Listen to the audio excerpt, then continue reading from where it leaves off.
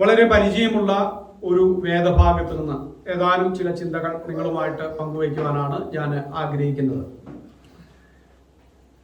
നമ്മുടെ ജീവിതത്തിൽ നമുക്ക് നിയന്ത്രിക്കാൻ കഴിയാത്ത രണ്ട് കാര്യങ്ങളാണ്. ഒന്ന് നമ്മുടെ ജനനവും നമ്മുടെ മരണവും. അതിന്റെ രണ്ടിന്റെ മേലും നമുക്ക് നിയന്ത്രണമില്ല, നമുക്ക് സ്വാധീനമില്ല. എന്ന് പറഞ്ഞാൽ നമ്മൾ ആഗ്രഹിച്ചിട്ടോ നമ്മുടെ തീരുമാനത്തിന്റെയോ മുകളിലല്ല നമ്മൾ ജനിച്ചത്. അപ്പൊ നമ്മൾ അതിനെ ദൈവശാസ്ത്രപരമായിട്ട് വിലയിരുത്തുമ്പോൾ അത് ദൈവത്തിന്റെ പദ്ധതിയുടെ ഭാഗമാണ്. ദൈവത്തിന്റെ പരമാധികാരത്തിൽ അത് ഉൾപ്പെട്ടിരിക്കുന്ന ഒരു കാര്യമായതുകൊണ്ട് ദൈവത്തിന്റെ ജ്ഞാനത്തിലും ദൈവത്തിന്റെ ശക്തിയിലും ദൈവത്തിന്റെ തീരുമാനങ്ങളിലും പെട്ട ഒരു കാര്യമായിട്ട് നമ്മുടെ ജീവിതത്തെ നമ്മൾ അതിനെ വിലയിരുത്തുന്നു. അപ്പൊ നമ്മുടെ ജനനം അങ്ങനെയാണ്, നമ്മുടെ മരണവും അതുപോലെ തന്നെയാണ്. നമ്മുടെ മരണം നമുക്ക് നമ്മുടെ ജീവൻ സ്വന്തമായിട്ട് എടുക്കാനായിട്ടുള്ള അനുവാദം ഇല്ല. അത് ദൈവം നൽകിയ ദാനമാണ്. അത് ദൈവം എടുക്കുമ്പോഴല്ലാതെ നമുക്ക് സ്വയമായിട്ട് ജീവിതം അവസാനിപ്പിക്കുവാനായിട്ട് അനുവാദമില്ല. അത് പാപം ആണ് എന്ന് ദൈവത്തിന്റെ വചനത്തിൽ നിന്ന് നമ്മൾ കാണുന്നു. എന്നാൽ ജനനത്തിനും മരണത്തിനും ഇടയിലുള്ള ഒരു ജീവിതമുണ്ട്. ഈ ജീവിതത്തിന്റെ പല കാര്യങ്ങൾക്കും പല കാര്യങ്ങളുടെ തീരുമാനങ്ങൾ എടുക്കുവാനും നമുക്ക് എങ്ങനെ ജീവിക്കണം, എങ്ങനെ മുന്നോട്ട് പോകണം, ഏത് നിലവാരത്തിലായിരിക്കണം, ദൈവത്തെ അന്വേഷിച്ച് ജീവിക്കണമോ, ദൈവത്തെ തള്ളിക്കളഞ്ഞ് ജീവിക്കണമോ, ദൈവത്തിന് വേണ്ടി ജീവിക്കണമോ, അതോ ദൈവത്തെ ഉപേക്ഷിച്ച് ജീവിക്കണമോ, ആത്മീയനായിട്ട് ജീവിക്കണമോ, അനാത്മീയനായിട്ട് ജീവിക്കണമോ, സമ്പന്നനായിട്ട് ജീവിക്കണമോ, ദരിദ്രനായിട്ട് ജീവിക്കണമോ, എങ്ങനെ ജീവിക്കണം, ജീവിതം എങ്ങനെ മുന്നോട്ട് കൊണ്ടുപോകണം എന്നുള്ള തീരുമാനങ്ങൾ എടുക്കാൻ ദൈവം നമുക്ക് അനുവാദം നൽകിയിട്ടുണ്ട്. അപ്പൊ നമ്മൾ ആരും ജനിച്ചത്, ഒരുപക്ഷെ നമ്മൾ ജനിച്ച വീട്, നമ്മുടെ മാതാപിതാക്കൾ, ഇതൊന്നും നമ്മുടെ തെരഞ്ഞെടുപ്പല്ല. നമ്മൾ ജനിച്ച സ്ഥലം, പഞ്ചായത്ത്, വീട് അല്ലെങ്കിൽ സ്ഥലം, ഇതൊന്നും ഒരുപക്ഷെ ഇപ്പോൾ നമ്മൾ നോക്കുമ്പോൾ നമുക്ക് ഇഷ്ടമൊന്നുമില്ല. ഞാൻ എന്തിനാണ് ഇങ്ങനെ ഒരു കുടുംബത്തിൽ ജനിച്ചത്, ഞാൻ എന്തിനാണ് ഇങ്ങനെ മാതാപിതാക്കൾക്ക് ജനിച്ചത്, ദൈവം എന്തിനാണ് എനിക്ക് ഇങ്ങനത്തെ ഒരു സാഹചര്യം നൽകിയത് എന്നൊക്കെ ഒത്തിരി ആളുകൾ വിചാരപ്പെടുന്നുണ്ട്. അപ്പൊ അതിൽ നമുക്കിനി ഒന്നും ചെയ്യാനായിട്ട് പറ്റില്ല. നമ്മൾ ജനിച്ചു, ഓക്കെ, നമുക്കത് മാറ്റാനായിട്ട് പറ്റില്ല. നമ്മുടെ തൊലിയുടെ നിറം മാറ്റാൻ പറ്റില്ല, നമ്മുടെ കാര്യങ്ങളൊന്നും നമുക്ക് മാറ്റാനായിട്ട് നിവൃത്തിയില്ല. അപ്പൊ നമ്മൾ സ്വാഭാവികമായിട്ട് എന്ത് ചെയ്യണം, അതിനെ അംഗീകരിക്കുക, അല്ലാതെ വേറെ നിവൃത്തിയില്ല. അതാണ് മനസ്സമാധാനം ഉണ്ടായിട്ടുള്ള ഒരു വഴി. ഇപ്പൊ ഞാനിതൊരു മോട്ടിവേഷണൽ ക്ലാസ് ആയിട്ട് മാറ്റാനായിട്ട് ആഗ്രഹിക്കുന്നില്ല, സെൽഫ് എസ്റ്റീമിനെ കുറിച്ച് പറയാനായിട്ട് ഞാൻ ഉദ്ദേശിക്കുന്നില്ല. അതൊന്നുമല്ല എൻ്റെ ഇന്നത്തെ പ്രസംഗത്തിന്റെ ലക്ഷ്യം എന്ന് പറയുന്നത്. അപ്പോൾ നമ്മൾ അതിനെ ഉൾക്കൊള്ളുക, സ്വീകരിക്കുക. അത് ഒരു ആത്മീയമായ കാഴ്ചപ്പാടിലൂടെ, കണ്ണിലൂടെ നോക്കുമ്പോൾ ദൈവത്തിന്റെ പദ്ധതിയുടെ ഭാഗമാണ് ഞാൻ എന്ന് നമ്മൾ വിശ്വസിച്ച് അതിനെ സ്വീകരിക്കുക എന്നുള്ളതാണ് നമ്മൾ ചെയ്യേണ്ട ഒരു പ്രധാനപ്പെട്ട കാര്യം എന്നുള്ളത്. അപ്പോൾ നമ്മുടെ മാതാപിതാക്കൾ, നമ്മുടെ വീട്, ഇതൊന്നും നമ്മുടെ ചുറ്റുപാട്, നമ്മൾ ജനിച്ച വീടിന്റെ സാമ്പത്തികാവസ്ഥ, ഇതൊന്നും നമ്മുടെ തീരുമാനത്തിൽപ്പെട്ടത് അല്ല.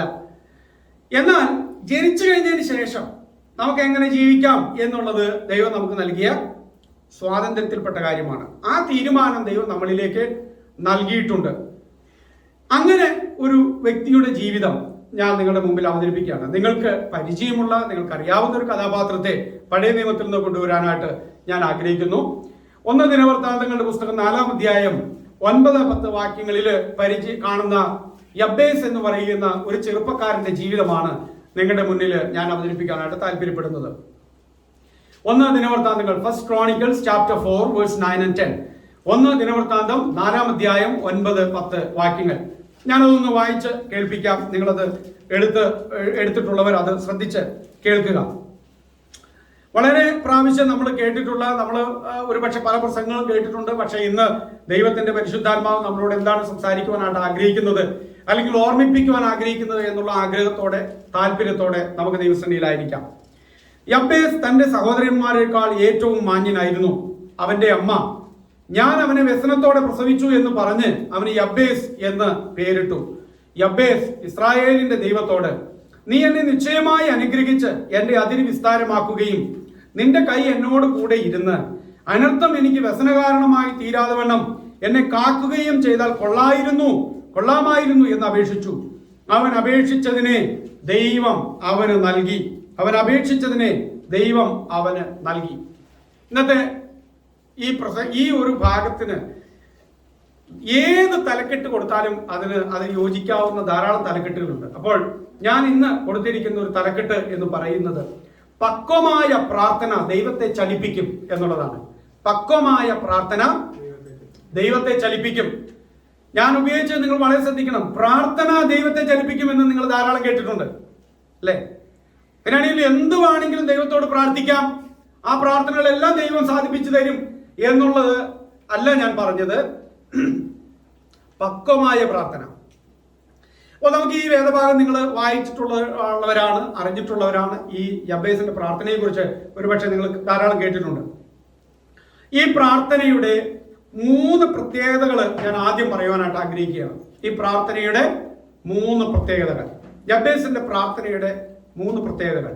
നിങ്ങളിത് നിരീക്ഷിച്ചാൽ ധാരാളം കാര്യങ്ങൾ കൊണ്ടുവരാനായിട്ട് പറ്റും. ഒരു ബൈബിൾ സ്റ്റഡി ആയിരുന്നെങ്കിൽ നിങ്ങൾക്ക് എല്ലാവർക്കും അവസരങ്ങൾ തന്നിട്ട് ഓരോന്നും ചോദിച്ചാൽ നിങ്ങൾക്ക് ഓരോന്ന് ഇതിൽ നിന്ന് നിരീക്ഷിച്ച് പറയുവാനായിട്ട് കഴിയും. എന്നാൽ അതിന് ഞാൻ മുതിരാതെ 3 പ്രധാനപ്പെട്ട പ്രത്യേകതകൾ ഈ പ്രാർത്ഥനയിൽ നമുക്ക് ഈ പ്രാർത്ഥനയുടെ പ്രത്യേകത ഇതിനെ നമ്മൾ വിശേഷിപ്പിച്ചാൽ കാണാവുന്നത്, ഒന്നാമത്തെ സവിശേഷത എന്നുള്ളത് യബ്ബേസിന്റെ പ്രാർത്ഥന ആവശ്യത്തിൽ നിന്നുള്ള ഒരു പ്രാർത്ഥനയായിരുന്നു. വലിയ ആവശ്യബോധത്തിൽ നിന്നുള്ള ഒരു പ്രാർത്ഥനയായിരുന്നു. താൻ വെറുതെ എന്തെങ്കിലും ആഗ്രഹിച്ച് പറഞ്ഞ ഒരു പ്രാർത്ഥനയല്ല, മറിച്ച് തൻ്റെ ആവശ്യത്തിൽ നിന്നുകൊണ്ടുള്ള ഒരു പ്രാർത്ഥനയായിരുന്നു. തൻ്റെ ആഡംബരത്തിന് വേണ്ടിയിട്ടോ തൻ്റെ സുബലോലുപതയ്ക്ക് വേണ്ടിയിട്ടോ തൻ്റെ ഏതെങ്കിലും വിധത്തിലുള്ള ആനന്ദങ്ങൾക്ക് വേണ്ടിയിട്ടോ ദൈവത്തോട് ചോദിച്ച വിഷയമായിരുന്നില്ല തൻ്റെ ഈ പ്രാർത്ഥന. ഓക്കെ, അപ്പോൾ വളരെ ആവശ്യബോധത്തിൽ നിന്ന് പ്രാർത്ഥിച്ച ഒരു പ്രാർത്ഥന, യഥാർത്ഥമായ ആവശ്യം. അപ്പോൾ ആ ആവശ്യത്തെ വളരെ സത്യസന്ധമായിട്ടുള്ള ഒരു ആവശ്യമായിട്ട് നമുക്ക് കാണുവാനായിട്ട് കഴിയും. അപ്പൊ എന്താണെന്നുള്ളത് നമുക്ക് ഒന്നുകൂടെ അതിലേക്ക് വരുമ്പോൾ കാണാം. ഈ ചിത്രം നിങ്ങളുടെ മനസ്സിലിരിക്കട്ടെ. രണ്ടാമത്തേത് എന്ന് പറയുന്നത് ഞാൻ നമ്മുടെ തലക്കെട്ട് പോലെ പറഞ്ഞിരിക്കുന്ന ഒരു പ്രത്യേകതയാണ്. വളരെ പക്വമായ പ്രാർത്ഥനയായിരുന്നു. വളരെ മെച്യൂർഡായിട്ടുള്ള വളരെ പക്വമായ ഒരു പ്രാർത്ഥന. അപ്പോൾ ആവശ്യത്തിൽ, ശരിയായിട്ടുള്ള ആവശ്യബോധത്തിൽ നിന്നുള്ള പ്രാർത്ഥന. 2, വളരെ പക്വമായ ഒരു പ്രാർത്ഥനയാണ്. അതെന്താണെന്ന് നമുക്ക് പിന്നീടൊന്ന് ശ്രദ്ധിച്ചു വരുമ്പോൾ നമുക്ക് നോക്കാം. 3, കയ്പില്ലാത്ത പ്രാർത്ഥനയായിരുന്നു. മനുഷ്യരോടും കയ്പില്ല, ദൈവത്തോടും കയ്പില്ലാത്ത ഒരു പ്രാർത്ഥന. A prayer without bitterness. കയ്പില്ലാത്തതായ ഒരു പ്രാർത്ഥന. എ മെച്യൂർഡ് പ്രയർ, വളരെ പക്വമായ പ്രാർത്ഥന. A prayer that arose from the need or necessity, ആവശ്യത്തിൽ നിന്ന് ഉയർന്ന പ്രാർത്ഥന. അപ്പൊ ഇങ്ങനെ നമുക്ക് ധാരാളം കാര്യങ്ങൾ അതിൽ നിന്ന് നമുക്ക് ഇനിയും നമുക്ക് കണ്ടെത്തി പറയുവാനായിട്ട് കഴിയും. എന്നാൽ എല്ലാ കാര്യങ്ങളും പറഞ്ഞ ഒരു പക്ഷെ നമ്മുടെ മനസ്സിലിരിക്കില്ല. അപ്പോൾ ഇനി നമുക്ക് ഈ പ്രാർത്ഥനയിലേക്ക് ഒന്ന് വരാം. ഈ ചെറുപ്പക്കാരന്റെ ജീവിതം നമുക്കൊന്ന് നോക്കാം. എന്നിട്ട് ഈ ചിന്തകളൊക്കെ നമുക്ക് മനസ്സിൽ സൂക്ഷിച്ചുകൊണ്ട് നമുക്ക് ഈ ഭാഗത്തേക്ക് പോകാം.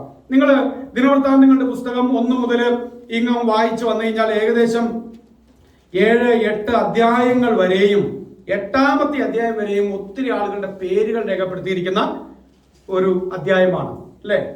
നമ്മൾ പലപ്പോഴും ബൈബിൾ വായിക്കാം എന്ന് തീരുമാനിക്കും. ഞാൻ പൂർണ്ണമായിട്ടും ബൈബിൾ വായിക്കും എന്ന് തീരുമാനമെടുത്ത് വായിച്ച് ദിനവൃത്താന്തങ്ങളുടെ പുസ്തകം 1ാം അധ്യായം 1ാമത്തെ വാക്യം 10 വരെ വായിച്ചു കഴിയുമ്പോൾ മുഴുവൻ പേര്, ആ പേരുകളാണെങ്കിൽ മുഴുവൻ നമ്മുടെ പേരുകൾ പോലെ ബിജു, സൗമ്യ, രമ്യ, അല്ലെങ്കിൽ ഇങ്ങനെ പറഞ്ഞിട്ടുള്ള ലൈജു എന്നുള്ള പേരുകളൊന്നും അല്ല. കുറെ പേരുകളൊക്കെ വായിക്കാം. പിന്നെ കുറെ പേര് കഴിയുമ്പോൾ 3 പ്രാവശ്യം വായിച്ചാലാണ് ചില പേരുകളൊക്കെ ചിലപ്പോൾ ശരിയായിട്ട് നാവിൽ വഴങ്ങുകയുള്ളൂ. അങ്ങനെ ഒരു 10 പേര് കാണുമ്പോഴത്തേക്കും നമ്മൾ ഇങ്ങനെ മറച്ചു പോകും. ഇത് ഇവിടെ കുറെ ഉണ്ടല്ലോ, പേജ് മറിച്ചിട്ടും തീരുന്നില്ല. അങ്ങനെ മറിച്ച് 4-5 പേജ് കഴിഞ്ഞ് വരുമ്പോഴാണ് ഇത് തീർന്നില്ലല്ലോ എന്ന് നോക്കുമ്പോൾ 8ാം അധ്യായം വരെ ആളുകളുടെ പേരുകളാണ്. അതോടുകൂടി ഡിസംബർ 31 എല്ലാ തീരുമാനങ്ങളും നമ്മളവിടെ മാറ്റി വെച്ചിട്ട്, കർത്താവെ ഞാൻ ഈ പേരൊക്കെ വായിച്ചിട്ട് എന്തെങ്കിലും ഒരു ആത്മീയമായിട്ടുള്ള പുരോഗതി എനിക്കുണ്ടോ? അപ്പോൾ നമ്മളപ്പോഴത്തേക്ക് എന്ത് ചെയ്യാണ്? നമ്മൾ വളരെ ബുദ്ധിപൂർവ്വം ചിന്തിക്കുകയാണ്, ഈ പേരുകളൊക്കെ എന്താവശ്യത്തിനാണ് ഇവിടെ എഴുതി വെച്ചിരിക്കുന്നത്, എന്ത് ഗുണമുണ്ട് ഈ പേരുകളൊക്കെ? അപ്പോൾ ആളെ ജനിപ്പിച്ചു, ഇയാളെ ജനിപ്പിച്ചു, പിന്നെ ആ പുള്ളിയുടെ മകനാണ് ഈ മകൻ എന്നൊക്കെ പറഞ്ഞു വരുന്നത്. ഇപ്പം ഞാനെന്ത് ചെയ്യണം എന്നാണ് നമ്മളിങ്ങനെ ചിന്തിക്കുന്നത്. ഓക്കെ, നമ്മളൊരു കാര്യം മനസ്സിലാക്കേണ്ടത്, വേദപുസ്തകത്തിൽ ദൈവത്തിൻ്റെ പരിശുദ്ധാത്മാവ് ഒരു വാക്ക് പോലും അനാവശ്യമായിട്ടുള്ള ലക്ഷ്യത്തോടെ എഴുതിയിട്ടില്ല. ദൈവത്തിന് ലക്ഷ്യങ്ങളുണ്ട്. ഒരു പക്ഷെ നമുക്കത് എല്ലായ്പ്പോഴും ബോധ്യമാവണമെന്ന് നിർബന്ധമൊന്നും ഇല്ല. പക്ഷെ നമ്മൾ മനസ്സ് വെച്ചാൽ നമുക്ക് ധാരാളം കാര്യങ്ങൾ കണ്ടെത്തുവാനോ മനസ്സിലാക്കുവാനോ അറിയുവാനോ ഒക്കെ കഴിയും. അപ്പൊ അത് അന്വേഷിക്കുക, കണ്ടെത്തുക എന്നുള്ളതൊക്കെ തന്നെ നമ്മുടെ ഒരു താല്പര്യമാണെങ്കിൽ മാത്രമേ ഇതിൽ നിന്ന് ഒത്തിരി കാര്യങ്ങൾ നമുക്ക് ഗ്രഹിക്കുവാനായിട്ട് കഴിയുള്ളൂ. നിങ്ങൾക്കറിയുമോ, വേദപുസ്തകത്തിന്റെ സത്യസന്ധതയുടെ ഒരു അടയാളമാണ് വേദപുസ്തകത്തിലെ ഈ ജീനിയോളജി എന്ന് പറയുന്നത്. വേദപുസ്തകത്തിന്റെ സത്യസന്ധതയുടെ ഒരു അടയാളം, ഞാൻ അത് അത്രയും മാത്രമേ പറയുന്നുള്ളൂ. വേദപുസ്തകം വളരെ സത്യസന്ധമായിട്ടാണ് കാര്യങ്ങൾ അവതരിപ്പിക്കുന്നത് എന്നുള്ളതിന്റെ ഒരു തെളിവാണ് വേദപുസ്തകത്തിൽ കൊടുത്തിരിക്കുന്ന വംശാവലികളുടെ ആ പട്ടികകൾ എന്നറിയുക. അല്ലാണ്ട് വേറെ എന്തെങ്കിലും കുറെ കഥകൾ പറയാൻ വേണ്ടി, ആളുകളെ പറ്റിക്കാൻ വേണ്ടിയിട്ട് എഴുതിയ കാര്യമൊന്നും അല്ല വേദപുസ്തകം. എന്റെ അപ്പന്റെ പേര് വേറെ വല്ല പേരായിട്ട് പറഞ്ഞാൽ എങ്ങനെയിരിക്കും? മാറില്ലേ? സംഗതി മാറൂലേ? അപ്പൊ നിങ്ങളൊന്ന് ആലോചിക്കുക, ഒരാളുടെ പേരെഴുതിയിട്ട് ഇന്നയാള് യഹൂദയുടെ പുത്രന്മാർ എന്ന് പറഞ്ഞ് എഴുതിയിട്ട് യഹൂദയുടെ പുത്രന്മാർ അല്ലാത്തവരുടെ കുറച്ച് പേരെഴുതി വെച്ചാൽ എങ്ങനെ ഇരിക്കും? അപ്പോൾ കൃത്യത ഉണ്ടാകണം, അതില് രേഖപ്പെടുത്തുമ്പോൾ അതിനൊരു സത്യസന്ധത ഉണ്ടാകണം. അപ്പൊ ഇങ്ങനെ ഒത്തിരി കാര്യങ്ങൾ ഇങ്ങനെയുള്ള പേരുകളിൽ നിന്ന് തന്നെ നമുക്ക് ഒത്തിരി കാര്യങ്ങൾ മനസ്സിലാക്കാൻ പറ്റും. വീണ്ടും ഒരു വംശാവലിയെ കുറിച്ചുള്ള അതിന്റെ ആവശ്യകതയെക്കുറിച്ചും അതിന്റെ പ്രാധാന്യത്തെക്കുറിച്ചുമല്ല ഞാൻ ഇന്ന് സംസാരിക്കാൻ ആഗ്രഹിക്കുന്നത്. പക്ഷേ 1 മുതൽ 8 വരെയുള്ള അധ്യായങ്ങളിൽ ഒത്തിരി ആളുകളുടെ പേരുകൾ രേഖപ്പെടുത്തിയിരിക്കുമ്പോൾ ആ പേരുകളുടെ കൂട്ടത്തിൽ 4-ാം അധ്യായം 9-10 വാക്യങ്ങളിലേക്ക് വന്നപ്പോൾ ദൈവത്തിന്റെ പരിശുദ്ധാത്മാവ് ഒരു ചെറുപ്പക്കാരനെ കുറിച്ച്, ഒരു വ്യക്തിയെ കുറിച്ച്, ഞാൻ ചെറുപ്പക്കാരൻ എന്ന് പറയാൻ കാരണങ്ങൾ പലതുമുണ്ട്, ഒരു വ്യക്തിയെ കുറിച്ചിട്ടുള്ള ഒരു കാര്യം 2 വാക്യങ്ങളിൽ ദൈവത്തിന്റെ പരിശുദ്ധാത്മാവ് രേഖപ്പെടുത്തുകയാണ്. ലോകത്തിൽ ഇതുവരെ ആരും പ്രാർത്ഥിച്ചിട്ടില്ലേ പ്രാർത്ഥനകളൊന്നും? ഈ മുകളിൽ പേര് പറഞ്ഞവരാരും പ്രാർത്ഥിക്കാത്തവരായിരുന്നോ? ജീവിതത്തിൽ ഒരിക്കലെങ്കിലും ദൈവമേ എന്നെ രക്ഷിക്കണമേ എന്ന് പ്രാർത്ഥിക്കാത്തവര് ആരുമില്ല. പ്രാർത്ഥനയുടെ അളവും നമ്പറും വ്യത്യസ്തങ്ങളായിരിക്കാം, അല്ലെ? ഒരുപക്ഷെ ചിലർ രാവിലെ ഉച്ചയ്ക്കും വൈകുന്നേരവും പ്രാർത്ഥിക്കുന്നവരാണ്, കൃത്യമായി പ്രാർത്ഥനാ ജീവിതം നയിക്കുന്നവരാണ്, മധ്യസ്ഥ പ്രാർത്ഥന പ്രാർത്ഥിക്കുന്നവരാണ്. അങ്ങനെ പ്രാർത്ഥനാ ജീവിതമുള്ള ഒത്തിരി ആളുകളുണ്ട്. ജീവിതത്തിൽ കിടക്കാൻ പോകുമ്പോഴേക്കും കർത്താവേ ക്ഷമിക്കണേ ഞാൻ കിടക്കുകയാണ്, മാത്തിനിതാ മലക്കുന്നു എന്നൊക്കെ പറഞ്ഞ് കിടക്കുന്ന പ്രാർത്ഥനകള്, അല്ലെങ്കിൽ മത്തായി ഇതാ മറിയുന്നു കർത്താവേ എന്നൊക്കെ ഇങ്ങനെ പറയുന്നത് നിങ്ങൾ കേട്ടിട്ടില്ലേ? അപ്പൊ ഇങ്ങനെ പറഞ്ഞെങ്കിലും കർത്താവേ എന്ന് വിളിക്കാതെ ആരും പോയിട്ടില്ല. അപ്പൊ പ്രാർത്ഥിക്കാത്തവരാരുമില്ല. ദാവീദ് പ്രാർത്ഥിച്ചിട്ടുണ്ട്, അബ്രഹാം പ്രാർത്ഥിച്ചിട്ടുണ്ട്. ഇതെല്ലാം ഇവരുടെ എല്ലാം പേരുകൾ ഇവിടെയൊക്കെ വരുന്നുണ്ട്. പക്ഷേ യബ്ബേസിന്റെ പ്രാർത്ഥന, യബ്ബേസ് എന്ന് പറയുന്ന വ്യക്തി പ്രാർത്ഥിച്ച പ്രാർത്ഥന ദൈവത്തിന്റെ പരിശുദ്ധാത്മാവ് ഒന്ന് വിശദീകരിക്കുകയാണ്. അങ്ങനെയാണെങ്കിൽ ഈ പ്രാർത്ഥന ഇവിടെ രേഖപ്പെടുത്തിയതിന്റെ പിന്നിൽ വലിയ ഒരു ലക്ഷ്യം ദൈവത്തിന്റെ പരിശുദ്ധാത്മാവിനുണ്ട്. ഇത് വായിച്ചു പോകുമ്പോൾ ഒരു പക്ഷേ മിസ്സാകാൻ, നമ്മളിങ്ങനെ സ്കിപ്പ് ചെയ്ത് പോയപ്പോൾ പേരുകളല്ലേ, അങ്ങനെ എത്രയോ ആളുകൾക്ക് ഒരു പക്ഷേ മിസ്സായി കാണുന്ന ഒരു പ്രാർത്ഥനയായിരിക്കാം ഈ ഒരു പ്രാർത്ഥന. പിന്നെ പ്രസംഗിച്ച ആരെങ്കിലും കേൾക്കുമ്പോൾ അങ്ങനെ ഒരു കാര്യം അവിടെ കിടക്കട്ടെ എന്നുള്ളത് നമുക്ക് അറിയാമെന്നുള്ളത് അവിടെ നിൽക്കട്ടെ. അപ്പോൾ അങ്ങനെ ഒരു കാര്യം അവിടെ ഒളിപ്പിച്ചു വെച്ചിരിക്കുകയാണ് ദൈവം. ഒത്തിരി ആളുകളുടെ പേരുകളുടെ ഇടയിൽ കൊണ്ടുവന്ന് ഒരു കാര്യം ദൈവം ഒളിപ്പിച്ചു വെച്ചിരിക്കുകയാണ് അവിടെ. നിങ്ങള് നമ്മുടെ ഒരു നിധി കണ്ടെത്തൽ എന്ന് പറയുന്ന ഒരു കളിയില്ലേ, അതെങ്ങനെ, എന്താ, ട്രഷർ ഹണ്ട് എന്ന് പറയുന്നത് പോലെയാണ്. ഒരു ട്രഷർ ഹണ്ടാണ് ഈ 4-ാം അധ്യായത്തിൽ 9-ാമത്തെയും 10-ാമത്തെയും വാക്യത്തിൽ കാണുന്നത്. ദൈവത്തിന്റെ പരിശുദ്ധാത്മാവ് ഒളിപ്പിച്ചു വെച്ച ഒരു നിധി. ആ നിധി നമ്മൾ കണ്ടെത്തി കഴിയുമ്പോൾ എന്തിനാണ് ദൈവം അത് നമ്മളെ ഇവിടെ ഈ വേദപുസ്തകത്തിൽ അത് രേഖപ്പെടുത്തി വെച്ചിരിക്കുന്നത്? അങ്ങനെയാണെങ്കിൽ ദൈവത്തിന്റെ പരിശുദ്ധാത്മാവിന് യബ്ബേസിന്റെ പ്രാർത്ഥനയിലൂടെ ഒത്തിരി കാര്യങ്ങൾ നമ്മളെ പഠിപ്പിക്കാനുണ്ട്. ഒന്നെങ്കിൽ അങ്ങനെ പ്രാർത്ഥിക്കാൻ വേണ്ടി, അല്ലെങ്കിൽ ആരെങ്കിലും അങ്ങനെ പ്രാർത്ഥിച്ചിട്ടുണ്ടെങ്കിൽ, യബ്ബേസിനോടുള്ള ബന്ധത്തിലല്ല ഇനി ഞാൻ പറയുന്നത്, ആരെങ്കിലും പ്രാർത്ഥനയുണ്ടെങ്കിൽ അങ്ങനെ പ്രാർത്ഥിക്കരുതെന്ന് പറയാനായിട്ട്. ഇങ്ങനെ പ്രാർത്ഥിക്കാൻ പാടില്ല എന്ന് പറയുന്ന ഒരു പ്രാർത്ഥന എവിടെയെങ്കിലും നിങ്ങളുടെ മനസ്സിൽ വരുന്നുണ്ടോ? ആരെങ്കിലും പ്രാർത്ഥിച്ചതായിട്ട്? വേദപുസ്തകം പലരുടെയും പ്രാർത്ഥനകൾ രേഖപ്പെടുത്തിയിട്ടുണ്ട്. അതിൽ എന്റെ മനസ്സിലേക്ക് വന്ന ഒരു വ്യക്തിയുടെ പ്രാർത്ഥന ദൈവം പറയുകയാണ്, ഇങ്ങനെ നിങ്ങൾ പ്രാർത്ഥിക്കരുത്. ആരുടെ പ്രാർത്ഥനയാ? പരീശന്റെ പ്രാർത്ഥന. ഒരിക്കൽ ഒരു പരീശനും ചുങ്കക്കാരനും ദേവാലയത്തിൽ പ്രാർത്ഥിക്കാൻ പോയി. രണ്ടുപേരും പ്രാർത്ഥിച്ചു. പക്ഷേ ആരുടെ പ്രാർത്ഥനയെ ദൈവം സ്വീകരിച്ചത്, അംഗീകരിച്ചത്, അഭിനന്ദിച്ചത്? ആ ചുങ്കക്കാരന്റെ പ്രാർത്ഥന. എന്തായിരുന്നു ചുങ്കക്കാരന്റെ പ്രാർത്ഥന? പാപിയായ എന്നോട് കരുണ തോന്നണേ എന്നുള്ളതായി. എന്നാൽ പരീശൻ പ്രാർത്ഥിച്ചതോ?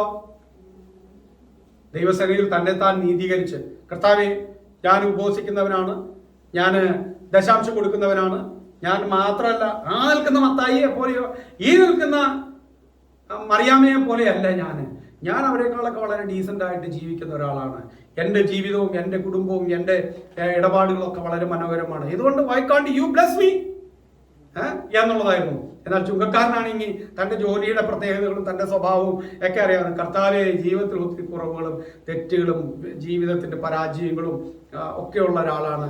ബലഹീനനാണ് ഞാൻ, എന്നോട് കരുണ തോന്നണമേ ദൈവമേ, അങ്ങ് എന്നോട് ക്ഷമിച്ചാലല്ലാതെ എനിക്ക് അങ്ങയുടെ മുമ്പിൽ നിൽക്കാനായിട്ട് കഴിയില്ല എന്നുള്ള അനുതാപത്തിൻ്റെയും വിനയത്തിൻ്റെയും സമർപ്പണത്തിൻ്റെയും പ്രാർത്ഥനയായിരുന്നു ദൈവം മുമ്പിൽ വരുമ്പോൾ താൻ നടത്തിയത്. അപ്പോൾ ചില പ്രാർത്ഥനകൾ നമ്മൾ പ്രാർത്ഥിക്കാൻ പാടില്ല എന്ന് കാണിക്കാൻ വേണ്ടിയിട്ട് അങ്ങനെയുള്ള പ്രാർത്ഥനകളും രേഖപ്പെടുത്തിയിട്ടുണ്ട്. എന്നാൽ യബ്ബേസിന്റെ പ്രാർത്ഥനയിൽ നമ്മൾ കാണുന്ന ഒരു കാര്യമുണ്ട്.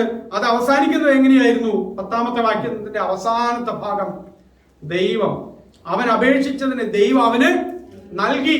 അങ്ങനെയാണെങ്കിൽ ആ പ്രാർത്ഥനയിൽ ഒരു ശരിയുണ്ട്.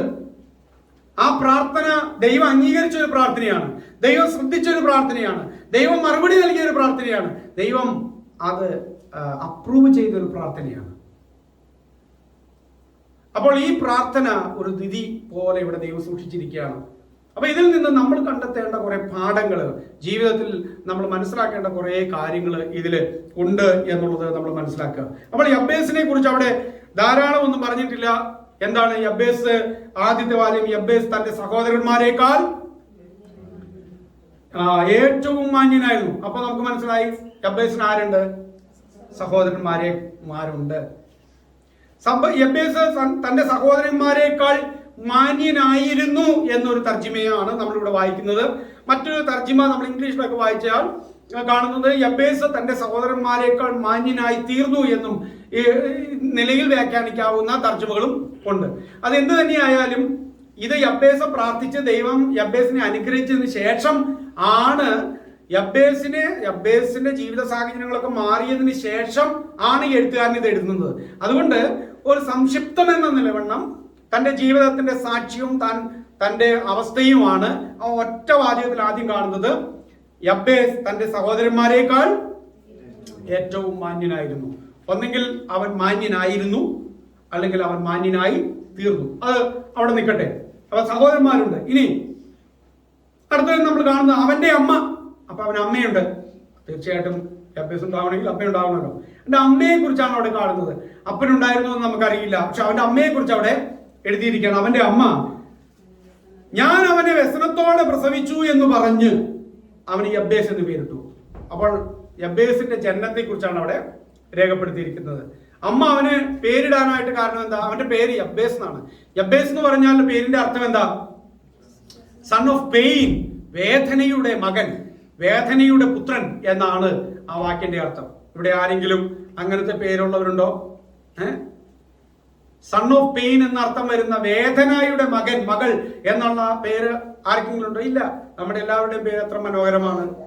സൗമ്യ, വളരെ സൗമ്യമായ ഒരു വ്യക്തി. രമ്യ, വളരെ രമ്യതയുള്ള വ്യക്തി. പിന്നെന്താ? ദയുള്ള ആൾ. നമ്മൾ അങ്ങനെ വളരെ വലിയ ലക്ഷ്യത്തോടെയാണ്. സ്മിത, ബ്ലസ്സി, ഉണ്ടോ? ബ്ലസ്സി, ഇങ്ങനെയൊക്കെ. ബ്ലസ്സിങ്, പ്രിൻസി, പിന്നെ എന്തൊക്കെ പേര്, ആരെങ്കിലൊക്കെ പേര് പറയാം. വിക്ടർ, അതൊക്കെ വളരെ അങ്ങനെയൊക്കെയുള്ള പേരുകൾ. പിന്നെ അറിയാ? ആഷേർ, അതിനൊക്കെ അർത്ഥമുണ്ട്. നമ്മുടെ എല്ലാവരും പേരുമ്പോ ഫിലിപ്പ് എന്ന് പറഞ്ഞ പേരിന്റെ അർത്ഥം എന്താ അറിയാമോ? അറിയാൻ പാടില്ലേ? നിങ്ങൾ കേട്ടിട്ടില്ല? കുതിര എന്നല്ല അർത്ഥം. വളരെ വളരെ ശക്തിയുള്ള കുതിരാന്നോ അങ്ങനെ അതിന്റെ അർത്ഥം ഉണ്ടെന്ന് തോന്നുന്നു. ഞാൻ മറന്നു കേട്ടോ, അതാണോന്ന് എനിക്കറിയില്ല. ഞാനിങ്ങനെ കുതിരാന്ന് എന്തായാലും ഉണ്ട്, ഏതോ ഒരു ഭാഗത്ത് കുതിരാന്ന് വരുന്നുണ്ട് എന്ന് പറഞ്ഞു കഴിഞ്ഞാൽ സാധാരണ കുതിര എന്നുള്ള അർത്ഥമല്ല. പിന്നെ ഭയങ്കര ഈ വിജയ ശ്രീലാളിതനായ അല്ലെങ്കിൽ ചക്രവർത്തി അങ്ങനെയൊക്കെയുള്ള വലിയ നിലയിലുള്ള ഇതാണ്. എൻ്റെ പേരിന് മാത്രം ഞാൻ അർത്ഥം കണ്ടെത്തി കൊടുക്കുകയായിരുന്നു. അപ്പോ നമ്മുടെ എല്ലാം പേരുകൾക്ക് വളരെ അർത്ഥഗാംഭീര്യങ്ങൾ കേൾക്കുമ്പോൾ തന്നെ വലിയ പ്രത്യേകതകൾ നമുക്കുണ്ട്. പക്ഷേ വ്യസനപുത്രനെന്നും ദുഃഖത്തിന്റെ പുത്രനെന്നും ആർക്കെങ്കിലും പേരിട്ടാൽ എങ്ങനെയായിരിക്കും? ഓക്കെ, ഇവിടെ യബ്ബേസിന്റെ പേര് അങ്ങനെയായിരുന്നു. അവന്റെ അമ്മ അവന് പേരിട്ടപ്പോൾ അങ്ങനെ എഴുതുകയാണ്. അപ്പൊ ഈ യബ്ബേസിനെ സ്കൂളിൽ ചേർത്തപ്പോഴൊക്കെ ഒന്ന് ആലോചിച്ച് നോക്കുക. എല്ലാ പിള്ളേരും യബ്ബേസ് എന്ന് ടീച്ചർ വിളിച്ചാൽ അപ്പൊ എല്ലാവരും തിരിഞ്ഞു നോക്കും, അല്ലെങ്കിൽ ഇതെന്തൊരു പേരാണിത്, വേദനയുടെ മകൻ എന്നോ. അന്നത്തെ കാലഘട്ടങ്ങളിൽ ഓരോ പേരുകൾക്ക് വളരെയധികം വളരെ അർത്ഥവ്യാപ്തിയും അവരുടെ കഥ പറയുന്നതായിരുന്നു, അവരുടെ ജീവിതത്തിന്റെ കഥ പറയുന്നതായിരുന്നു അവരുടെ പേര്. അബ്രഹാമിന്റെ പേര് അബ്രഹാം എന്ന് ദൈവം മാറ്റി എഴുതുകയാണ് ചെയ്തത്. അതിനു മുമ്പ് എന്തായിരുന്നു പേര്? അബ്രഹാം എന്നായിരുന്നു. പക്ഷേ ദൈവം പറഞ്ഞു, നിന്റെ പേര് ഇനി അബ്രഹാം എന്നല്ല, നിന്റെ പേര് ഇനി അബ്രഹാം എന്നാണ്. നീ അനേകരുടെ പിതാവാണ്. ഇനി നിനക്ക് ഇനി ഒത്തിരി മക്കളുണ്ടാകാൻ പോവുകയാണെന്നുള്ള അർത്ഥമായിരുന്നു. സാറായിയുടെ പേര് ദൈവം തീർന്നു സാറ എന്നാക്കി മാറ്റി. ദൈവം യാക്കോബിന്റെ പേര് മാറ്റി എന്ത് കൊടുത്തു? ഇനി മുതൽ ഇസ്രായേൽ എന്നറിയപ്പെടും എന്ന നിലയിലാക്കി. അങ്ങനെ ദൈവം പേര് മാറ്റി. അപ്പോൾ ഒരു പേര് കൊണ്ട് ധാരാളം അർത്ഥങ്ങളും ധാരാളം ആശയങ്ങളും കഥകളും അതിലൂടെ പറയാനായിട്ട് ദൈവത്തിന് ഉണ്ട് എന്നുള്ളതാണ്. അപ്പോൾ അന്നത്തെ കാലഘട്ടത്തിൽ യബ്ബേസ് എന്ന് പറഞ്ഞാൽ ഒരർത്ഥം തൻ്റെ ജീവിതവുമായിട്ട് ബന്ധപ്പെട്ടുണ്ടായിരുന്നു. നിങ്ങൾ നോക്കുക, ഈ അമ്മ ഈ കാര്യം വേദനയോടെ പ്രസവിച്ചതെന്ന് പറഞ്ഞാലും ഇങ്ങനൊരു പേര് അമ്മ ഇടുമോ? ഒരുപക്ഷെ അമ്മയ്ക്ക് അത്രയും വിദ്യാഭ്യാസം ഉണ്ടായുള്ളൂ, ചിലപ്പോൾ അതായിരിക്കാം. നമുക്ക് അവിടെ ഒന്നും രേഖപ്പെടുത്തിയിട്ടില്ല, നമുക്ക് ചെറിയ ചെറിയ ഭാവനകൾ കാണാനേ പറ്റുള്ളൂ. ഒരുപക്ഷെ അമ്മയ്ക്ക് ഒരു ദീർഘവീക്ഷണം ഇല്ലാതെയായിരിക്കും പേരിട്ടത്. ഞാൻ ഇതിന്റെ കൂട്ടത്തിൽ അങ്ങ് പറയുകയാണ്, നിങ്ങൾക്കൊക്കെ കുഞ്ഞുങ്ങൾ ഉണ്ടാകുമ്പോൾ മക്കൾക്ക് പേരിടുമ്പോൾ എന്ത് വേണം? ദീർഘവീക്ഷണത്തോടെ പേരിടണം. ഓക്കെ, ദീർഘവീക്ഷണത്തോടെ പേരിടണം. അപ്പോൾ ഒരു കുട്ടി അതിന് ചെറുത് തോന്നുമ്പോൾ ചിലപ്പോൾ നിങ്ങൾക്ക് തോന്നും അത് ആ കൊച്ചിന് പറ്റിയ പേരാണോ? ആ കൊച്ച് അവിടെ അങ്ങനെ നിൽക്കല്ലോ. ആ കുഞ്ഞ് വളരും, ആ കുഞ്ഞ് വളർന്ന് വലിയതാകും. അവന്റെ പേരിൽ അവനോട് പറയണം, നിന്റെ പേരിങ്ങനെയാണ്, നിന്റെ പേരിനനുസരിച്ചുള്ള പെരുമാറ്റവും ജീവിതമാണ് നിനക്ക് ഉണ്ടാകേണ്ടത് എന്നൊക്കെ പറഞ്ഞ് ആ പേരിൽ അവനെ വളർത്തിക്കൊണ്ടുവരണം. അതുപോലെ കൊച്ചുങ്ങൾ ചെറുതായിരിക്കുമ്പോൾ ഈ ഓരോ പേരുകളൊന്നും വിളിച്ച് പഠിക്കരുത്. ഓക്കെ, അത് നിങ്ങൾ വിളിച്ചോ. എനിക്ക് എൻ്റെതായ ഒരു ചിന്ത ഞാൻ പറയുന്നുള്ളൂ. വെറുതെ ഈ കുഞ്ഞിനെയൊക്കെ വിളിച്ചിട്ട് എന്താണ് ലുട്ടാപ്പി എന്നൊന്നും വിളിച്ച് അതിനെ വിളിച്ചിട്ട് കുട്ടാപ്പി എന്നൊക്കെ നിങ്ങളത് വിളിച്ചോ. പക്ഷെ അതൊരു പ്രായം കഴിയുമ്പോൾ നിങ്ങൾ തന്നെ സ്വയം മാറ്റണം. ഓക്കെ, അത് മാറ്റണം, സ്വയമായിട്ട് അതിന് മാറ്റണം. പിന്നെ വലുതായിരിക്കുമ്പോൾ കൊച്ചു IAS ഒക്കെ പഠിച്ചു കഴിഞ്ഞു, എല്ലാം വിളിക്കുമ്പോൾ വാത്സല്യത്തോടെ വിളിക്കണ്ട എന്നല്ല ഈ പറഞ്ഞത്. ഓക്കെ, ആ കാലഘട്ടം മാറുമ്പോൾ ആ കുഞ്ഞിന്റെ പേരൊക്കെ നിങ്ങൾ മാറ്റി വിളിക്കാനായിട്ട് പഠിക്കും. ഞാൻ അങ്ങനെ ഈ കുറേ ഇടത്തി ചെല്ലുമ്പോൾ കേട്ടിട്ടുണ്ട്.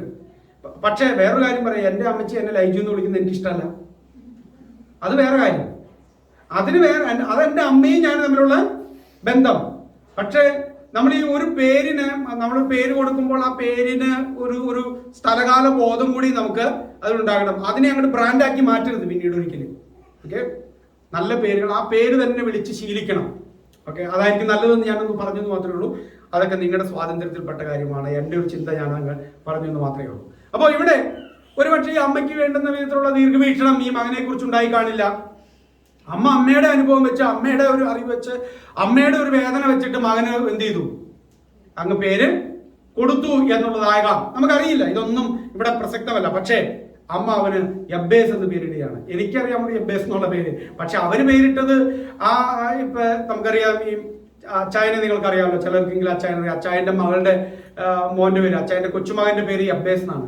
അവര് ഇപ്പൊ യബ്ബേസ് എന്ന് പേരിട്ടത് വേദനയുടെ പുത്രൻ, വേദനയോടെ ജൂലി ചേച്ചി യബ്ബേസിനെ പ്രസവിച്ചു എന്നുള്ളത് കൊണ്ട് അല്ല യബ്ബേസ് എന്നുള്ള പേര് ഇട്ടു. അവര് നോക്കിയപ്പോ ബൈബിളിൽ ഒരു പേര്, അത്രേ ഉള്ളൂ. ബൈബിളിലെ പേരും പിന്നെ മാത്രമല്ല യബ്ബേസിനെ ദൈവം അനുഗ്രഹിച്ചു എന്നുള്ള ചിത്രവും അവരുടെ മനസ്സിൽ കണ്ടുകൊണ്ട് അങ്ങനെ ഒരു പേര് നൽകുകയാണ് ചെയ്തത്. അപ്പോ യബ്ബേസിന്റെ അമ്മ വളരെ വേദനയോടെയാണ് ഈ കുഞ്ഞിനെ പ്രസവിച്ചത്. അപ്പൊ ഈ വേദനയുടെ കാരണം എന്തായിരിക്കും എന്ന് നമുക്ക് അറിയില്ല. എന്ത് തരത്തിലുള്ള വേദനയാകാം ഈ അമ്മ അനുഭവിച്ചത്.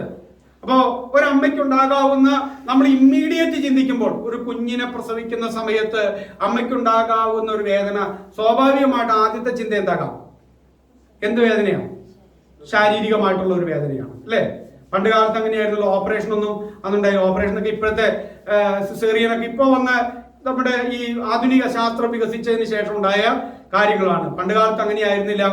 ചിലപ്പോൾ കോംപ്ലിക്കേറ്റഡ് ആയിട്ടുള്ള വല്ല പ്രസവമൊക്കെ ആണെങ്കിൽ അമ്മയോ കുഞ്ഞോ ആരെങ്കിലും ഒക്കെ ജീവിക്കുകയോ മരിക്കുകയോ ഒക്കെ ചെയ്യാവുന്ന സാഹചര്യങ്ങൾ ഉണ്ടായിരുന്നു. അപ്പോൾ വളരെ വേദനയോടെ, അങ്ങനെയാണ് അവിടെ എഴുതിയിരിക്കുന്നത്, അല്ലേ? അവന്റെ അമ്മ ഞാൻ അവനെ വ്യസനത്തോടെ പ്രസവിച്ചു എന്ന് പറഞ്ഞ് അവന്, അപ്പോൾ ഒരു പക്ഷേ ആദ്യത്തെ ചിന്ത എന്ന് പറയുന്നത് ഒരുപക്ഷെ ശാരീരികമായിട്ടുള്ള വേദന കൊണ്ടായിരിക്കാം. ഞാനത് നിങ്ങളോട് പണ്ട് പറഞ്ഞിട്ടുണ്ടായിരിക്കും. അമ്മച്ചി ചിലപ്പോൾ പറഞ്ഞിട്ടുണ്ട്, എന്നോട് പറഞ്ഞിട്ടുണ്ട്, എന്നെ പ്രസവിക്കുന്ന സമയത്ത് അമ്മച്ചിക്ക് കാര്യമായിട്ടുള്ള വേദനയൊന്നും ഉണ്ടായിരുന്നില്ല. പക്ഷെ കുഞ്ഞോളെ എൻ്റെ അനിയത്തിയെ പ്രസവിക്കുന്ന സമയത്ത് അമ്മച്ചി കുറച്ചും കൂടി വേദന അനുഭവിച്ചു എന്ന്. അതൊരു പക്ഷേ ഇവിടെ ഇരിക്കുന്ന മാതാക്കൾക്ക് പറയാനറിയാമായിരിക്കാം. ഓക്കെ, അപ്പൊ അങ്ങനെയൊക്കെ ഉണ്ടാകാം. ചിലപ്പോ 10 പെറ്റാന്ന് പറഞ്ഞിട്ട് കാര്യമില്ല, 11ാമത്തെ പ്രസവിക്കുമ്പോൾ ചിലപ്പോ അതിഭീകരമായിട്ടുള്ള വേദനയായിരിക്കാം. ചിലപ്പോൾ കുട്ടിയുടെ വലിപ്പം, ഇതൊക്കെ പ്രയാസമായിരിക്കാം. എന്തു തന്നെ ആകട്ടെ, ഒരുപക്ഷെ ശാരീരിക വേദനയാകാം ഒന്നാമത്തെ ഘടകം. അസാമാന്യമായിട്ടുള്ള വേദന, അല്ലാതെ ഇങ്ങനെ പേരൊക്കെ ഇടത്തക്ക നിലയിൽ ഒരു സാഹചര്യം ഉണ്ടാകുക, ഞാൻ വ്യസനത്തോടെ പ്രസവിക്കുന്നു പറയുമ്പോൾ അതൊരു മറക്കാനാവാത്ത ഒരു അനുഭവത്തിന്റെ ഒരു ചിത്രമായിട്ട് നമുക്കതിനെ കാണുവാനായിട്ട് കഴിയുള്ളൂ. ഒന്നെങ്കിൽ ശാരീരികമായിട്ടുള്ള വേദന, മറ്റൊന്ന് ചിലപ്പോൾ എന്താകാം, മനസ്സിന്റെ വേദന. എന്തായിരിക്കും മനസ്സിന്റെ വേദന ഉണ്ടാകാനായിട്ട് ചിലപ്പോൾ സാധ്യത ഉണ്ടാകുന്നത്? ഒരുപക്ഷെ ഈ കുഞ്ഞിനെ അമ്മ ഗർഭവതിയായിട്ടിരിക്കുന്ന സമയത്തായിരുന്നിരിക്കാം ആ കുഞ്ഞിന്റെ പപ്പ മരിച്ചുപോയത്. ഓക്കെ, ഈ കുഞ്ഞിനെ ഗർഭസ്ഥ അവസ്ഥയിൽ തന്നെ അതിന്റെ ഹസ്ബൻഡ് മരിച്ചുപോയി കാണാം. അപ്പോൾ ഒരുപക്ഷെ ആ വേദന, ആ ദുഃഖം ഈ അമ്മയ്ക്ക് ഉണ്ടായിട്ട് ഈ കുഞ്ഞ് പുറത്തു വരുമ്പോൾ, അല്ലെങ്കിൽ കുഞ്ഞ് വളർന്നു വരുമ്പോൾ അതിന്റെ അച്ഛനെ കാണാനില്ലല്ലോ, അതിന്റെ അങ്ങനെയൊക്കെയുള്ള മാനസികമായിട്ടുള്ള ദുഃഖത്തിൽ നിന്നും പ്രയാസത്തിൽ നിന്നും ആ അമ്മയ്ക്കുണ്ടായ വേദനയിൽ നിന്ന് ആ കുഞ്ഞിന് പേര് നൽകിയതാകാം. എന്തുമാകട്ടെ, ഏത് കാര്യം ചിന്തിച്ചാലും അതിനൊരു ദോഷമില്ല. പക്ഷെ ഈ അമ്മയ്ക്ക് എന്തുണ്ടായി, എന്തായാലും വളരെ ദുഃഖം, ശാരീരികമാകട്ടെ മാനസികമാകട്ടെ, ആ ദുഃഖത്തിന്റെ ഒരടയാളം ആ പേരിൽ കൊടുക്കുകയാണ്.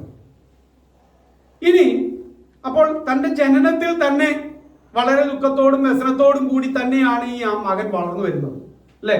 അവന്റെ പേരിൽ വേദന കാണുന്നു, അവന്റെ പ്രസവത്തിൽ വേദന കാണുന്നു, ഒരുപക്ഷെ അവന്റെ വീട്ടിലും ആ പരിതസ്ഥിതികൾ തന്നെയാണ് കാണുന്നത്, അല്ലെ? അവന്റെ പ്രാർത്ഥന എന്തായിരുന്നു? അവന്റെ പ്രാർത്ഥന നിങ്ങൾ നോക്കിയേ. അവന്റെ പ്രാർത്ഥനയിൽ ഇവൻ ദൈവത്തോട് പറയുന്നത് എന്താണ്? നീ എന്നെ അനുഗ്രഹിക്കണം എന്നാണ് ദൈവത്തോട് പറയുന്നത്.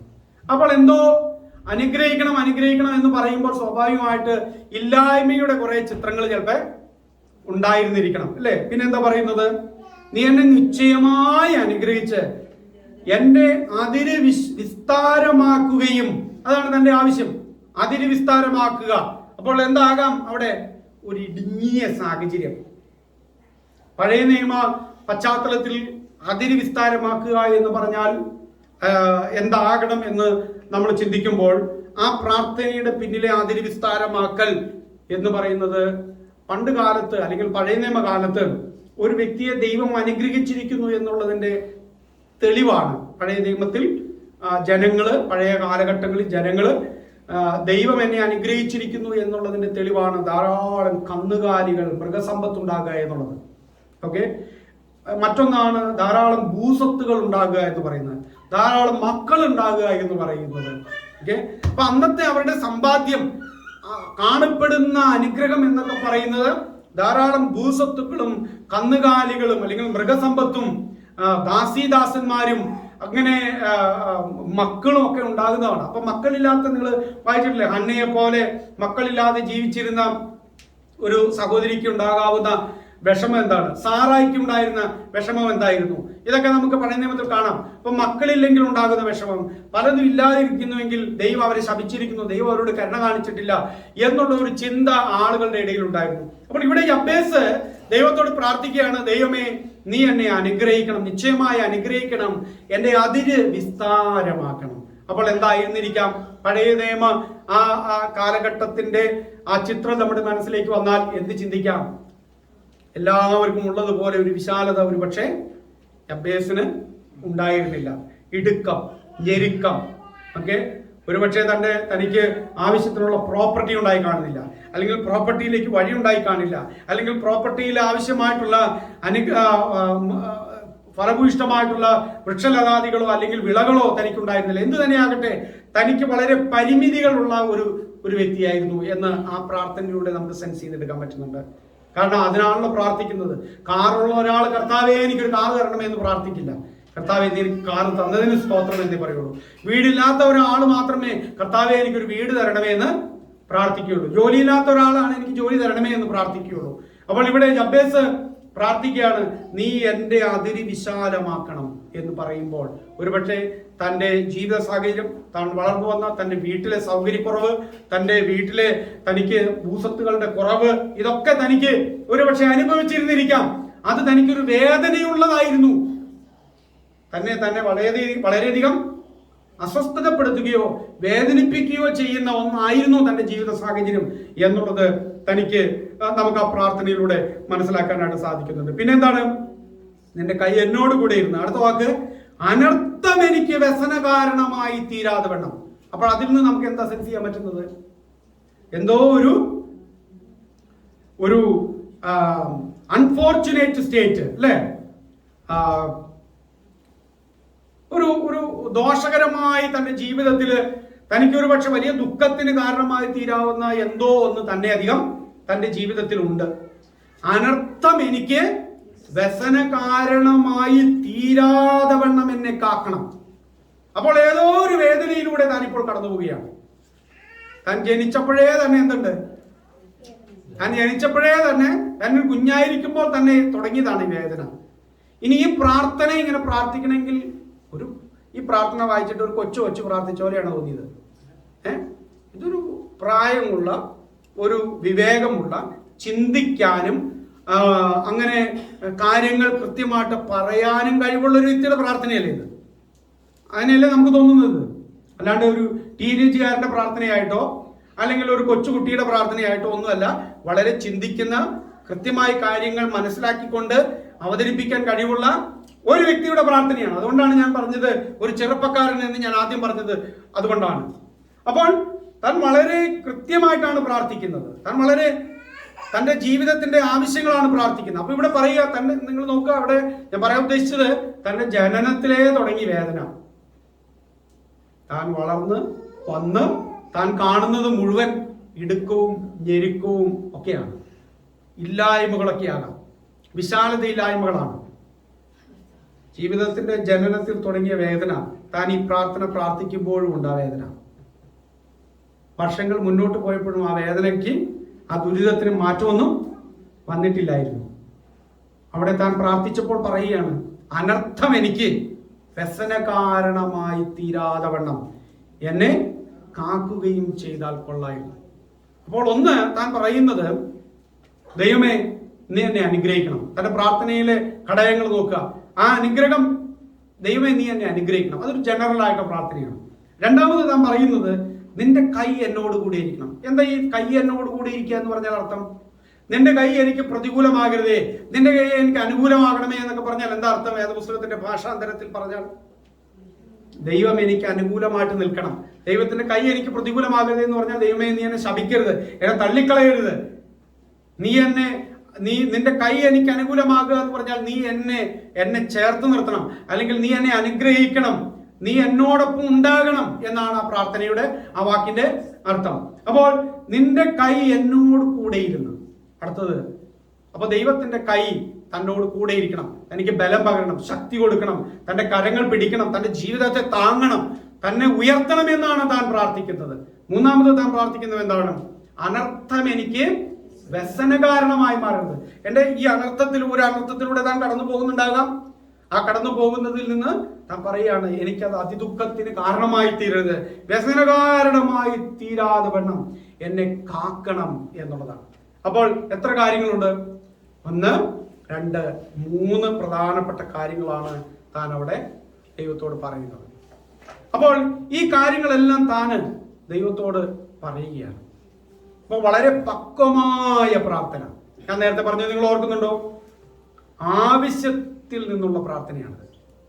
ആവശ്യബോധം ഉണ്ടായ ഒരു പ്രാർത്ഥന, വളരെ പക്വമായ ഒരു പ്രാർത്ഥന, കയ്പില്ലാത്ത പ്രാർത്ഥന. ഇനി കയ്പില്ലാത്ത പ്രാർത്ഥന എന്ന് പറയാൻ കാരണം എന്താ?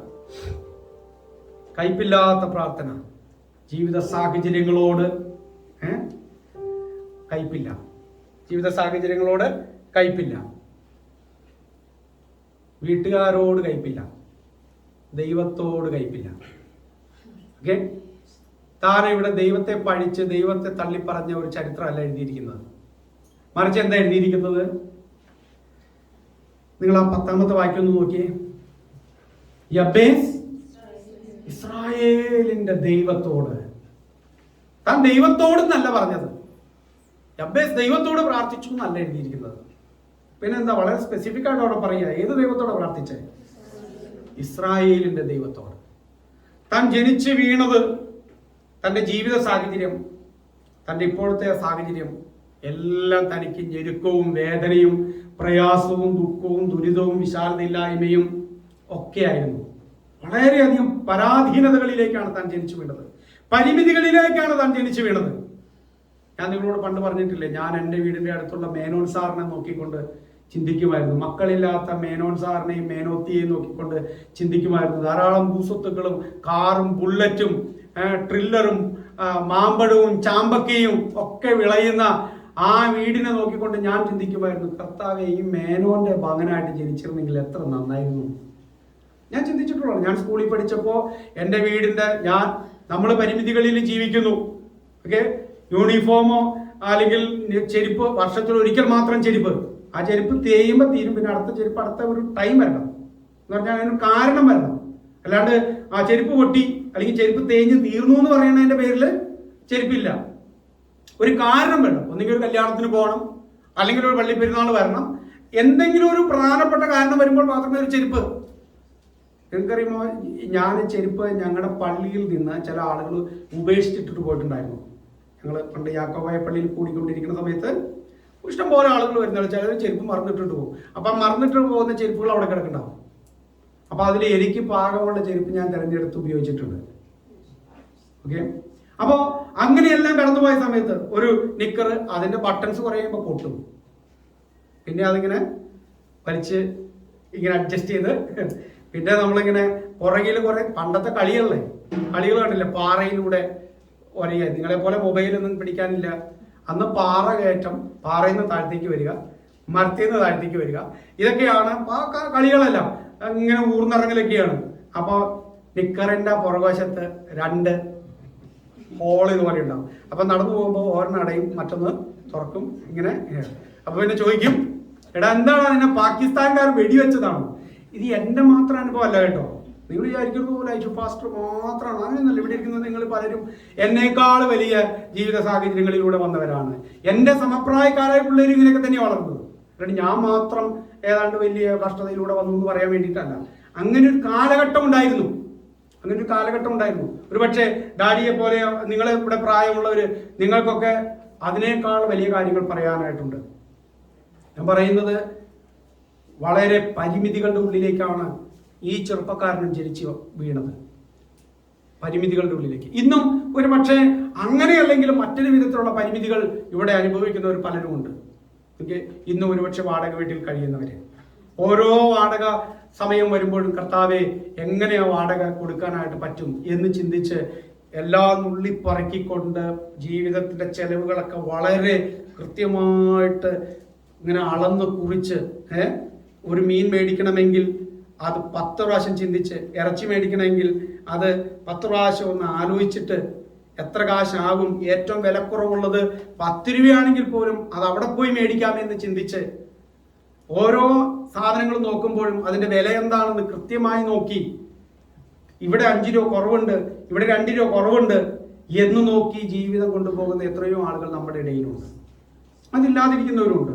എവിടെയെങ്കിലും കയറി സാധനം മേടിക്കുക, എത്രയൊന്നും കുഴപ്പമൊന്നുമില്ല, മേടിക്കാം എന്ന് ചിന്തിക്കുന്നവരും ഉണ്ട്. അപ്പോൾ പരിമിതികളുടെ ഉള്ളിൽ ഇന്നും ജീവിക്കുന്ന ആളുകൾ ധാരാളമുണ്ട്. ഓക്കെ, മറ്റുള്ള കുട്ടികൾ അവരുടേതായ സൗകര്യങ്ങൾക്കും രീതികൾക്കും അനുസരിച്ച് സ്കൂളിൽ വരുമ്പോൾ എനിക്കൊരു പക്ഷേ അതുപോലെ പോകാൻ പറ്റാതെ കഴിയുന്നല്ലോ എന്ന് ചിന്തിക്കുന്ന കുഞ്ഞുങ്ങൾ ഇവിടെ ഉണ്ടാകാം. നിങ്ങളുടെ പരിചയത്തിലുള്ളവരുണ്ടാകാം. ഞാൻ നിങ്ങളോട് പറയുന്നു, നിങ്ങൾ യബ്ബേസിനെ മാതൃകയാക്കണം.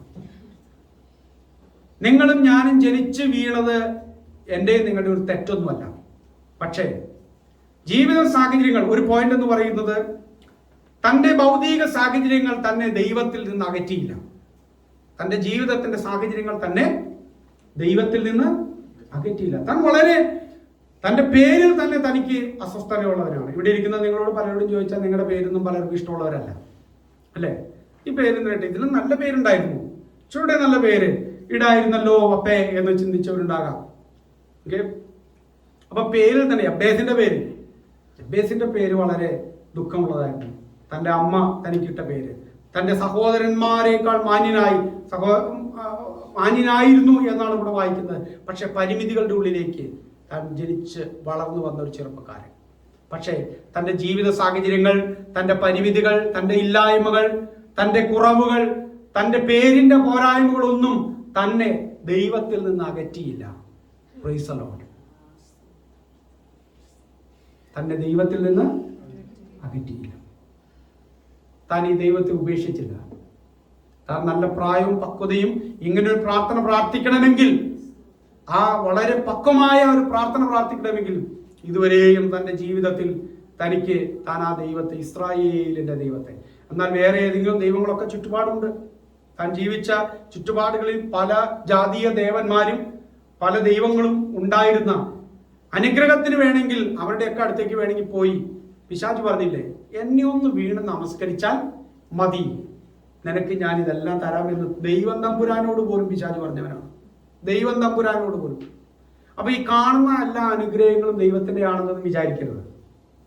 പിശാചിനെ നമസ്കരിക്കുന്നവർക്കും ആരാധിക്കുന്നവർക്കും അവനെ വണങ്ങുന്നവർക്കും അവന്റെ വഴിയിലൂടെ പോകുന്നവർക്കും ആര് അനുഗ്രഹം കൊടുക്കും? പിശാചും. ദൈവം തമ്പുരാനോട് അവൻ പറഞ്ഞില്ലേ, നിങ്ങൾ ഓർക്കുള്ള കാര്യങ്ങളൊക്കെ. ഉയർന്ന മലയുടെ മുകളിൽ കൊണ്ടുപോയിട്ട് സകല ലോകരാജ്യങ്ങളെയും അതിന്റെ മഹത്വങ്ങളും യേശുവിനെ കാണിപ്പിച്ചു. ഇതൊക്കെ വിശദീകരിക്കല്ല ഞാൻ ഉദ്ദേശിക്കുന്നത്.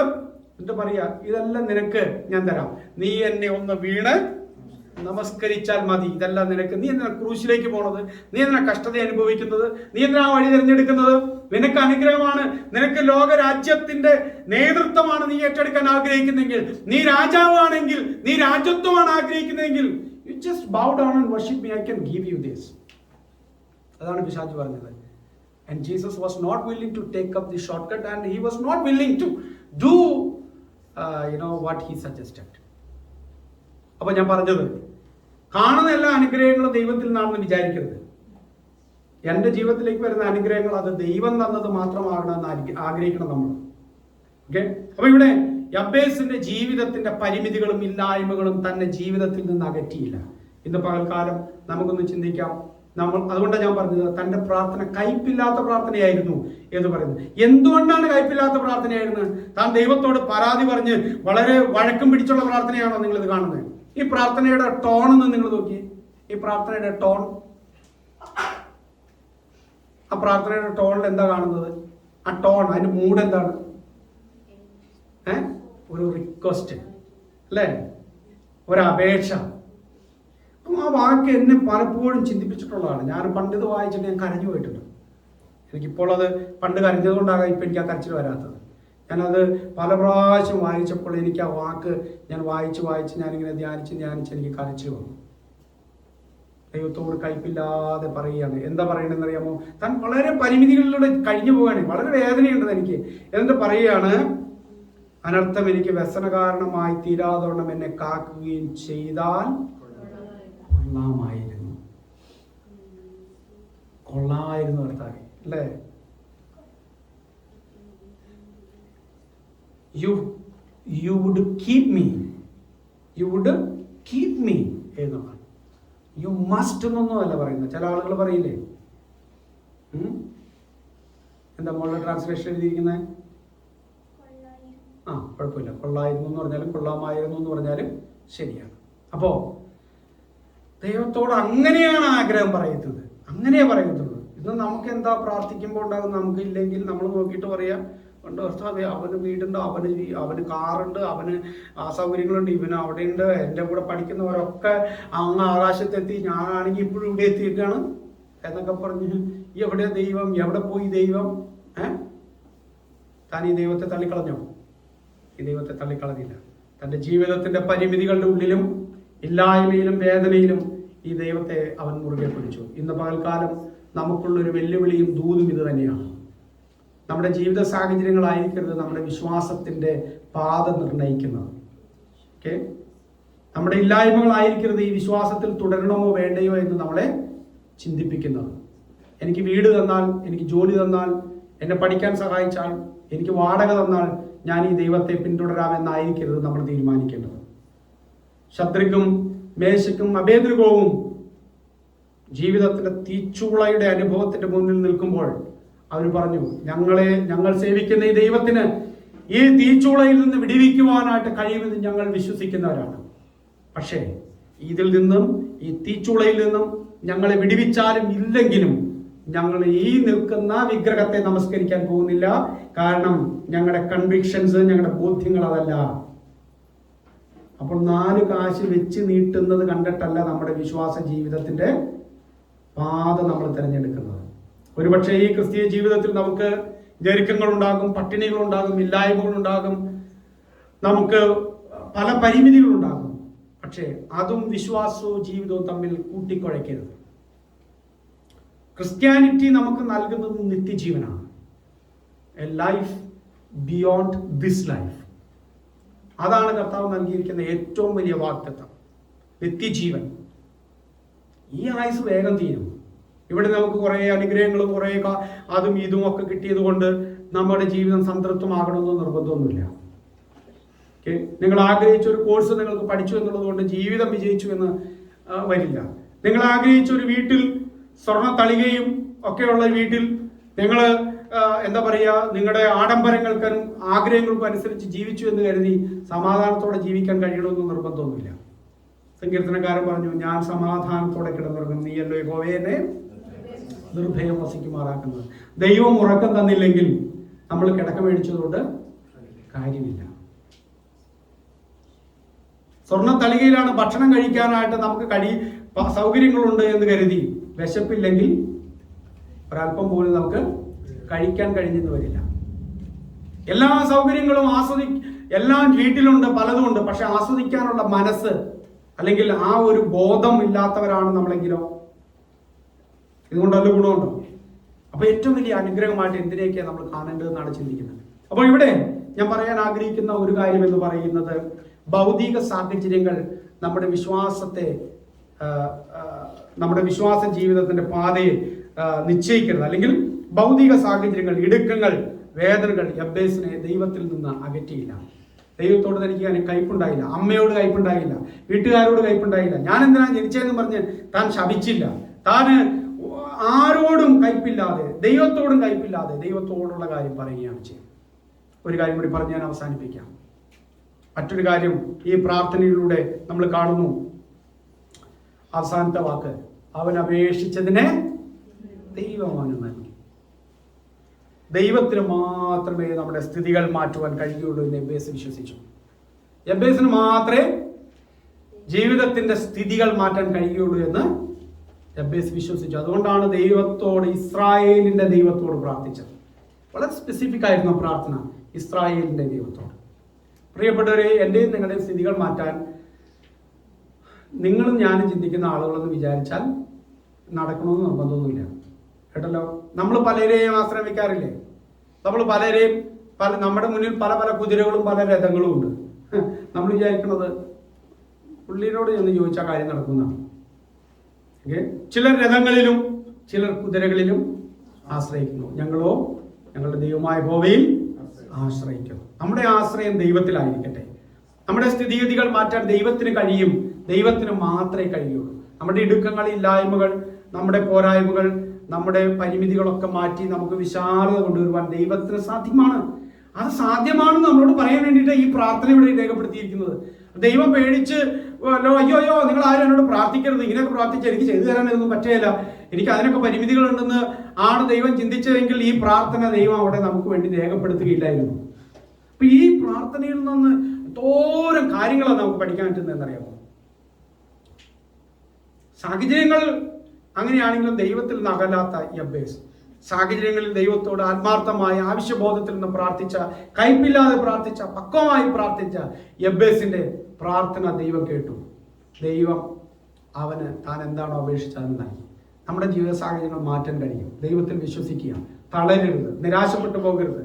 ഇന്ന് പ്രാർത്ഥിച്ചു, നാളെ നേരം വെളുക്കുമ്പോൾ സാഹചര്യങ്ങൾ മാറുമെന്നല്ല കരുതേണ്ടത്. അത് മാറുമ്പോൾ മാറട്ടെ. യബ്ബേസിനെ പോലെ അത് സാധ്യമായെങ്കിൽ കൊള്ളായിരുന്നു കർത്താവേ, അതായിരുന്നു കൊള്ളായിരുന്നു.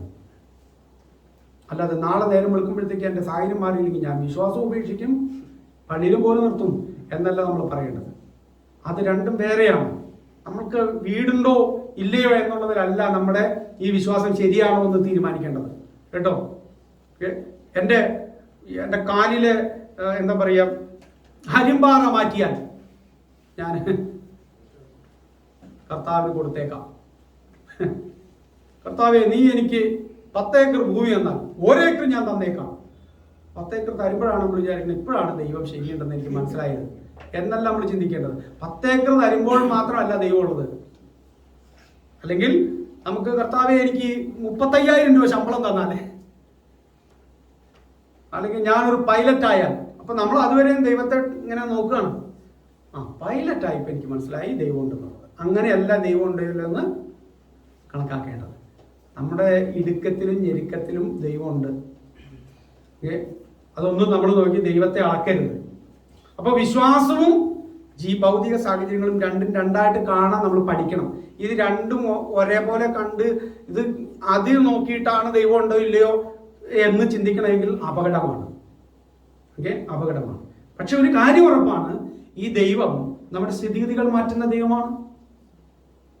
കർത്താവിനെ വിളിച്ചപേക്ഷിച്ച ഏതെങ്കിലും ആളുകൾ അവർ ജീവിതത്തിൽ തകർന്ന തരിപ്പണമായി നശിച്ച് നാരായണക്കല്ല് പിടിച്ചു കിടക്കുന്നത് നിങ്ങൾ കണ്ടിട്ടുണ്ടോ? ഇല്ല. ദൈവത്തിൽ ആശ്രയിച്ച് ദൈവം പറയുന്ന വഴികളിലൂടെ യാത്ര ചെയ്ത ഏതൊരു വ്യക്തിയും അനുഗ്രഹിക്കപ്പെട്ടിട്ടേ ഉള്ളൂ ഈ ലോകത്തിൽ വെച്ചു. അതുകൊണ്ട് നമ്മുടെ ജീവിതത്തിൽ നമുക്ക് ഈ എബ്ബേസിനെ ഒരു മാതൃകയാക്കി മാറ്റാം. പക്വമായ പ്രാർത്ഥനയും ആവശ്യബോധത്തിലൂന്നിയ പ്രാർത്ഥനയും പിന്നെന്താണ് നമ്മൾ കണ്ടത്? കയ്പില്ലാത്ത പ്രാർത്ഥനയും. ദൈവസന്നിധിയിൽ നമുക്ക് പ്രാർത്ഥിക്കുമ്പോൾ നമ്മുടെ സ്ഥിതിഗതികൾ മാറ്റി നമുക്ക് വിശാലത വരുത്തുന്ന, നമ്മുടെ പരിമിതികളെ നമുക്ക് മാറ്റി അല്ലെങ്കിൽ അതിൻ്റെ അപ്പുറത്തേക്ക് യാത്ര ചെയ്യാൻ കഴിയുന്ന ഒരു സാഹചര്യങ്ങൾ ഉണ്ടാകും. നമ്മുടെ സ്ഥിതിഗതികൾ മാറ്റാൻ ദൈവത്തിന് കഴിയും. ദൈവത്തെ മാനിക്കുന്നവരെ ദൈവം മാനിക്കും. കണ്ണുകളടയ്ക്കാൻ പ്രാർത്ഥിക്കാം.